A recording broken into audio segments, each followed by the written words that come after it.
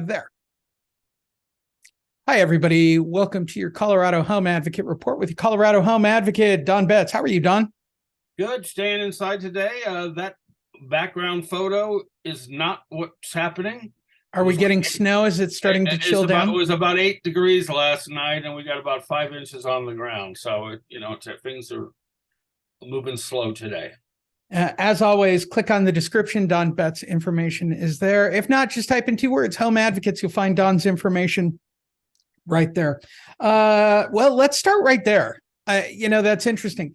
How much does the weather affect real estate? Well, I think I've said it before.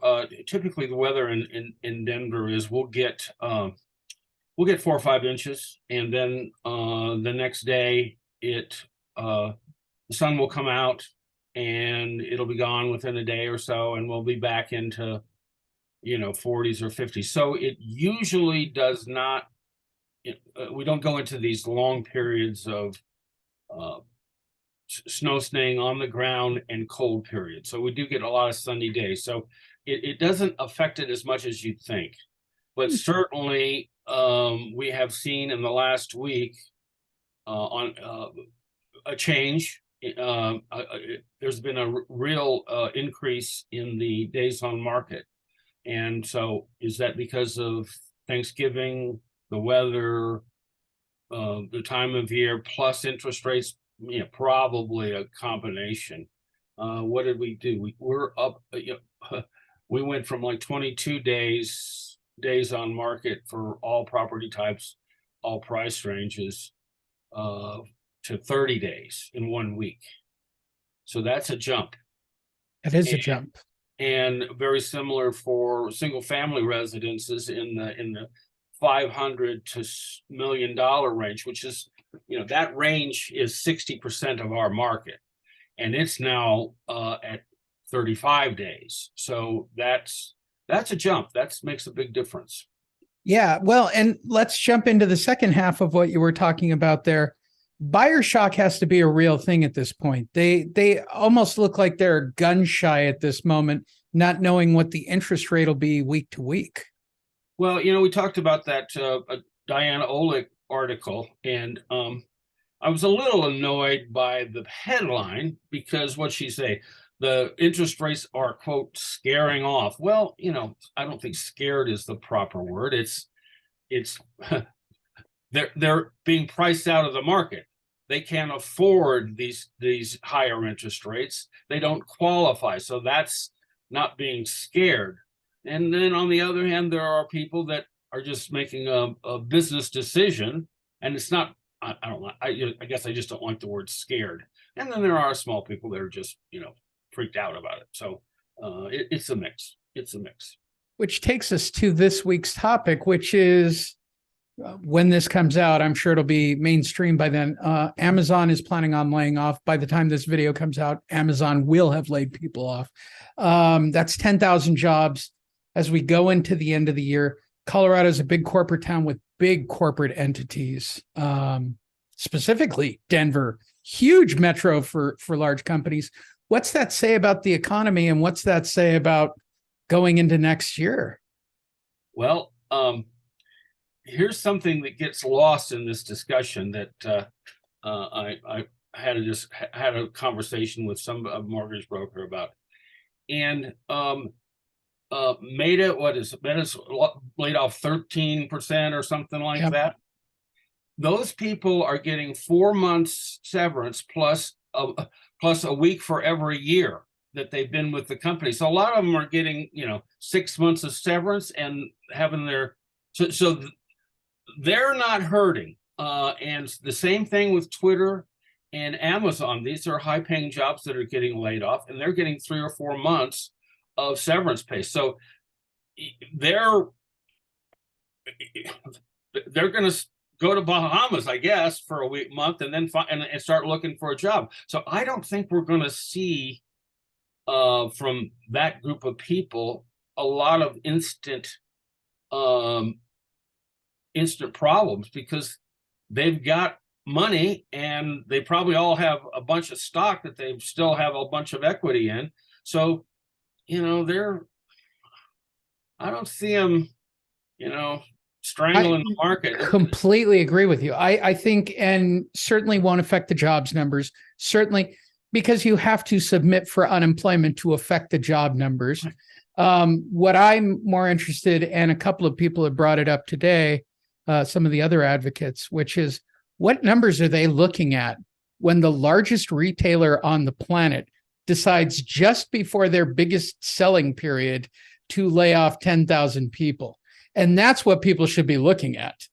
Well, and you know, and what I read was that it's mostly corporate and technology people that were working on, you know, Alexa and all of that high tech stuff that Amazon does. Besides, you know, send you groceries and consumables via UPS or whatever. So it's a, I don't know. It's really strange. But Amazon, if you look at their quarterly, income and revenue reports, increased. Yep. Over quarter three. Walmart increased. Now, Target was one that was struggling a little bit, but we saw this in general. Retail sales are steady. So I don't know. It's very interesting to see them make such a drastic move. Now, technology companies and Bitcoin companies and they're all dictated by the rate going up and stock market, and I completely get that.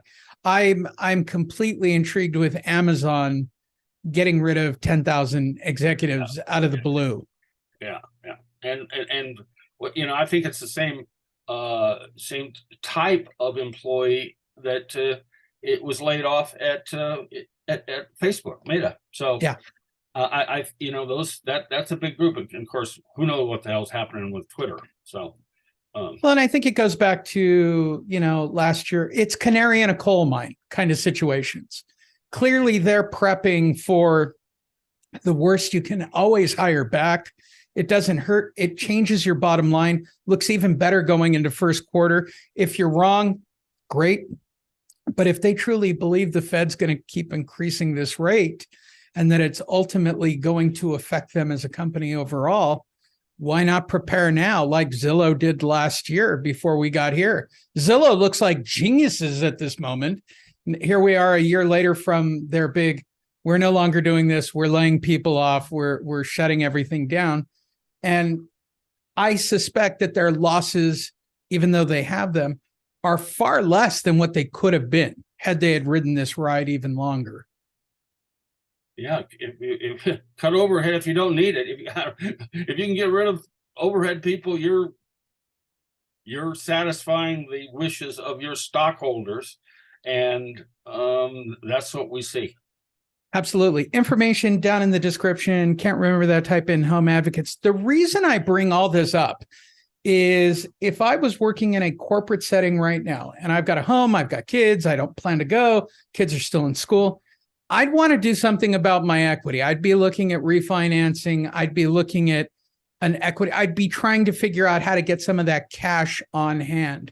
The market overall in the metro, it's going in the direction of, losing a percentage of that equity for people, depending on where they are. I think it's a sound strategy. From your perspective, cash on hand going into next year sound like a bad plan? Or access to it, yeah. Either one. Yeah. I mean, if you look at the numbers that were in Diana Olick's CNBC program report, Denver Metro's not that far off. I mean, I would say we're in the. I saw something the other day that said that from the perceived peak, we're down 5.9% overall. Okay. So 5.9% overall on a $600,000 property is a bunch of equity lost since the peak. Now, do you want to continue to lose that equity? Are you going to try to get it either by selling or by getting a HELOC and have access to it? So I would suggest. Well, I'm in the process of getting a HELOC myself, so. It's just logical. Yeah. It's just because the equity itself is not static. Even if you put it in the bank and let it gain 2% on the worst interest bearing safe account you could put it in, is way better than watching $3,000 a month go out the front door. Right. Exactly. I agree. And even with interest rates as they are, these HELOCs are, not horrible. No, they're not. Please take advantage. Give Don a call. He'll get you hooked up if you need to talk to someone about refinancing or an equity line or finding out if you even have equity at this point for some of you. Please give him a call. Anything you'd like to add this week, Don? Well, one thing is that even though we're seeing this downward trend in property prices and upward trend in days on market, there are pockets that are totally different within the Denver metro area. And so you need to get with an agent that understands the numbers and can focus for you. For example, I mean, I lived for a dozen years in downtown Denver in LoDo, or downtown, which is, the equivalent of the gas lamp in San Diego. So you know what I'm talking about. Mm-hmm. And we've got 9 months of inventory in downtown Denver right now. Okay. And so that's not a buyer's market. I guarantee you it's a bad situation down there. Whereas in Western Wheat Ridge area, Applewood, it's still 5 days, 10 days, mostly on the market. Right. Anything out in that area. And so depending on where you are, what's happening, I've got the data. I can give you good information and help you out.